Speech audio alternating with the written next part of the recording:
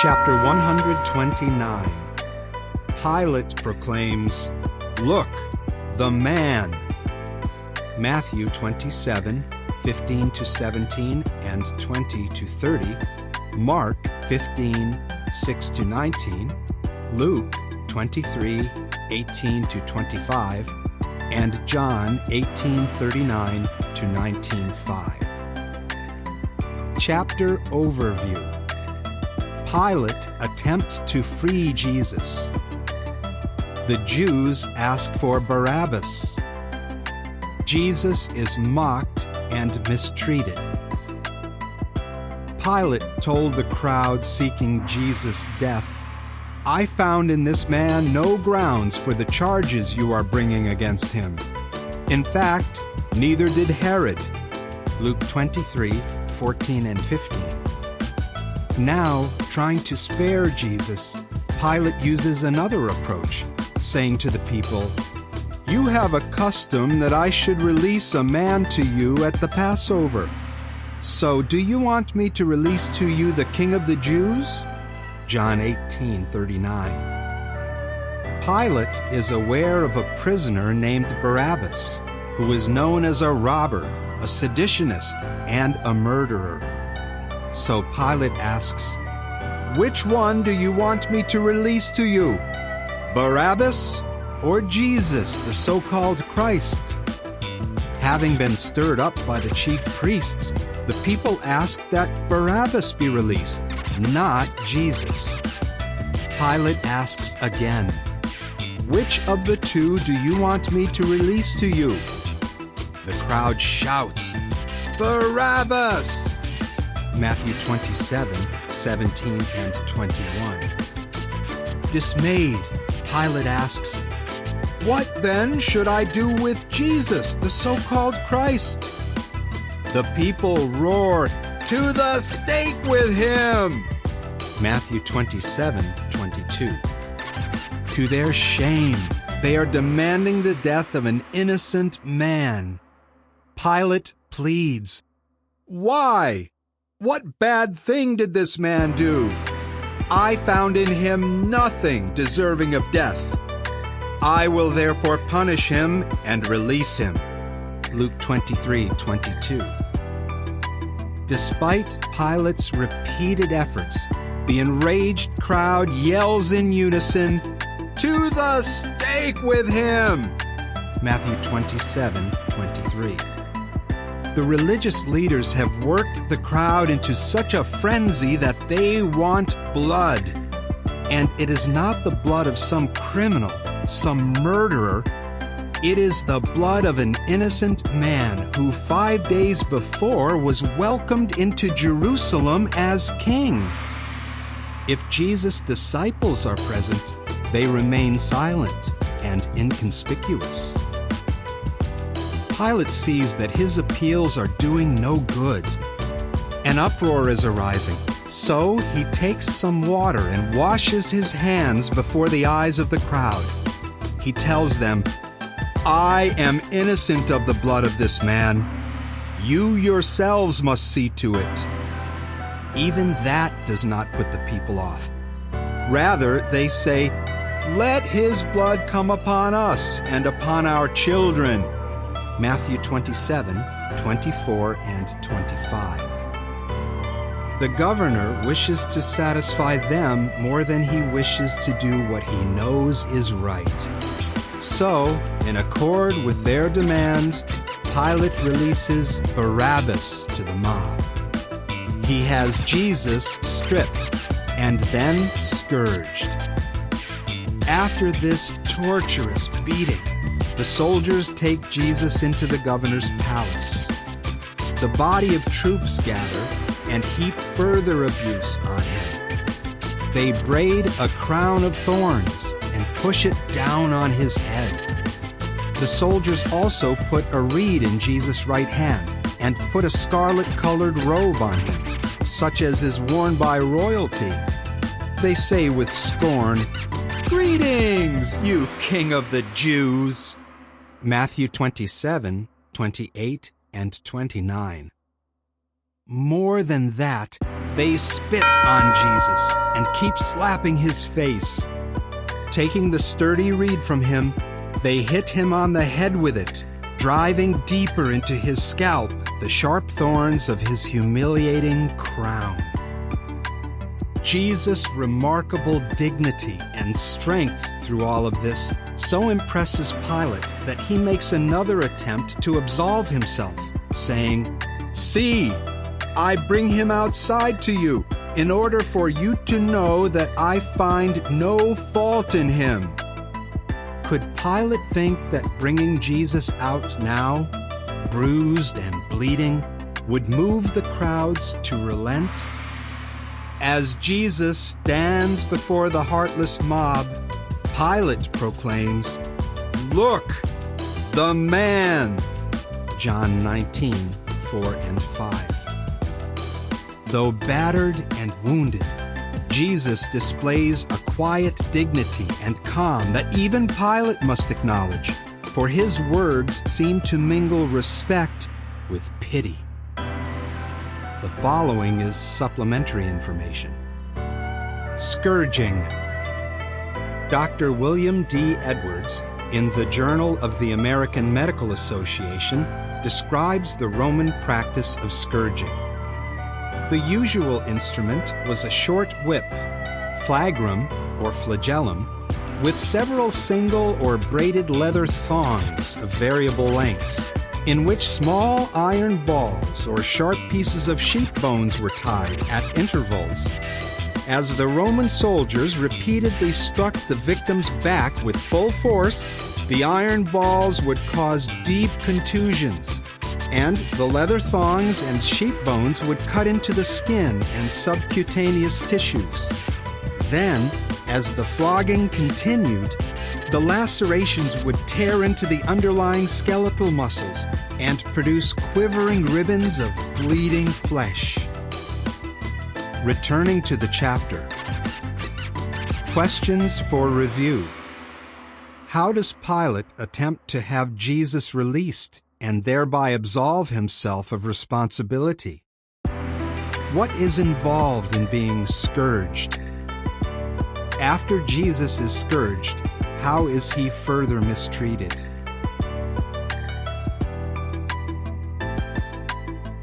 Chapter 130. Jesus is handed over and led away to die. Matthew 27:31 and 32, Mark 15:20 and 21, Luke 23:24 to 31, and John 19:6 to 17. Chapter overview. Pilate tries to release Jesus. Jesus is condemned and sent to die. Despite Jesus having been viciously abused and ridiculed, Pilate's efforts to release him do not move the chief priests and their accomplices. They want nothing to prevent having Jesus put to death.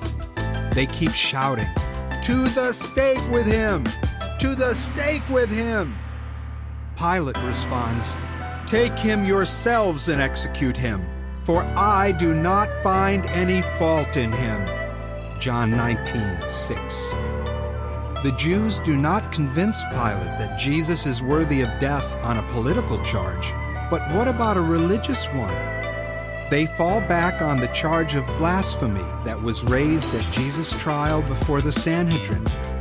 "We have a law," they say, "and according to the law he ought to die because he made himself God's son." John 19:7. This is a new charge for Pilate.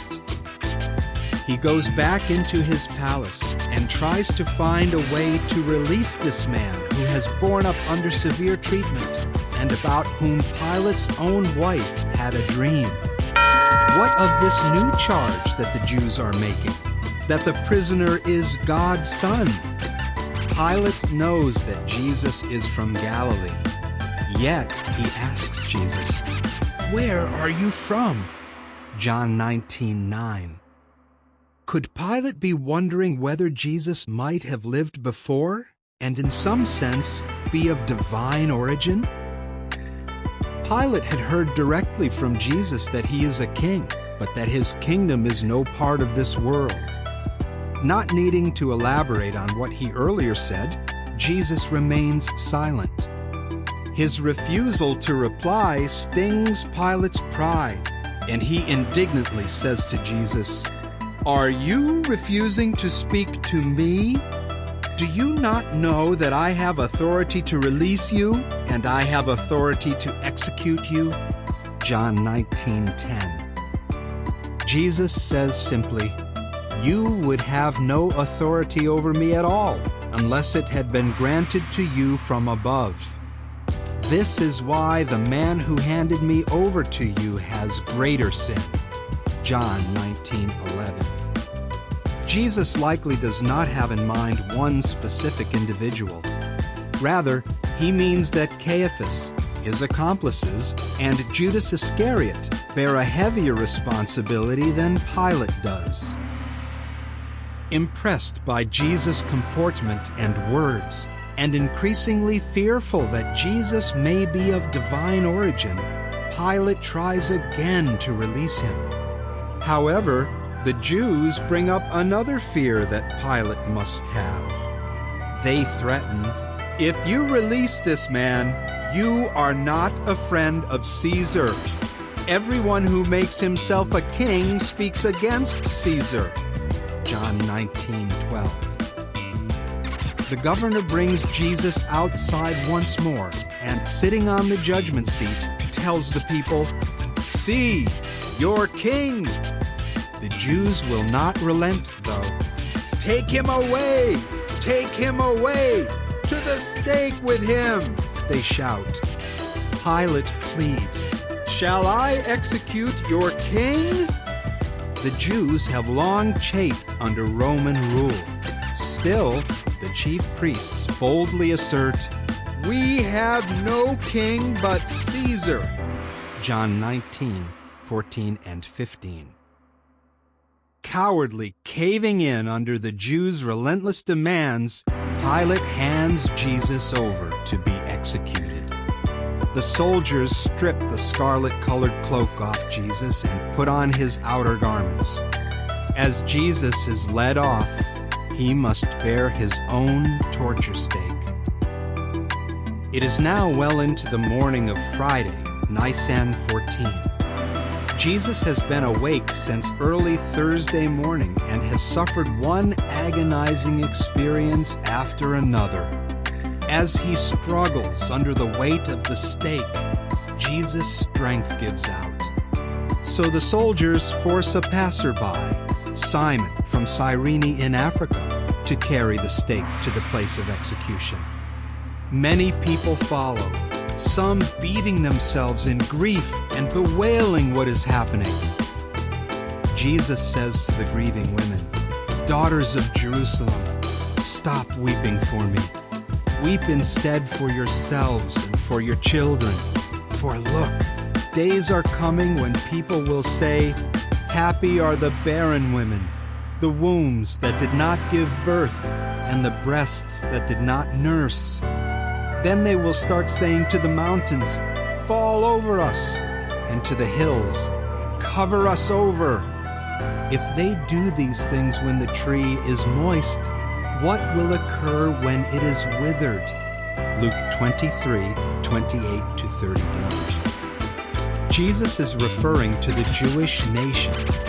It is like a dying tree that still has some moisture left, for Jesus is present, and so are a number of Jews who believe in him.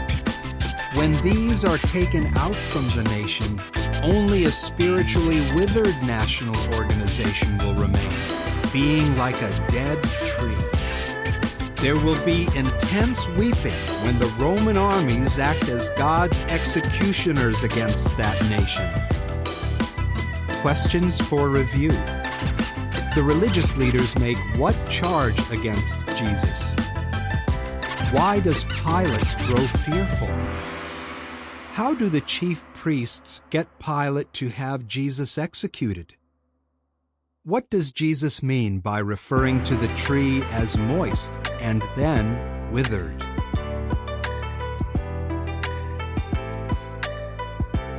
Chapter 131.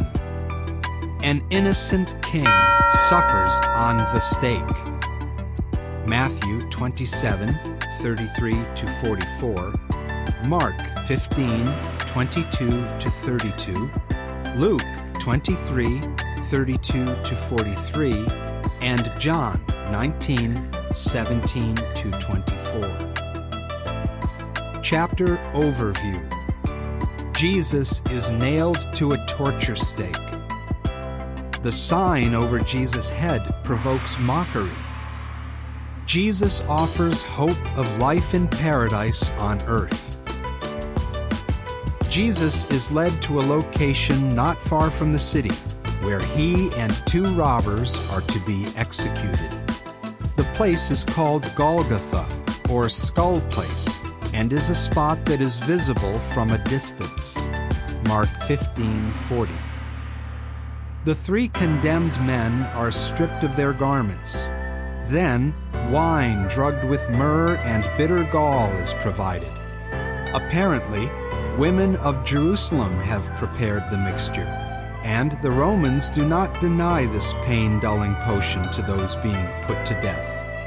Upon tasting it, though, Jesus refuses to drink any.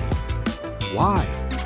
He wants to have full possession of all his senses during this major test. He wants to be conscious and faithful to death. Jesus is stretched out on the stake. The soldiers pound nails into his hands and his feet, piercing flesh and ligaments, causing intense pain. As the stake is swung upright, the pain is even more excruciating as the weight of Jesus' body tears at his wounds.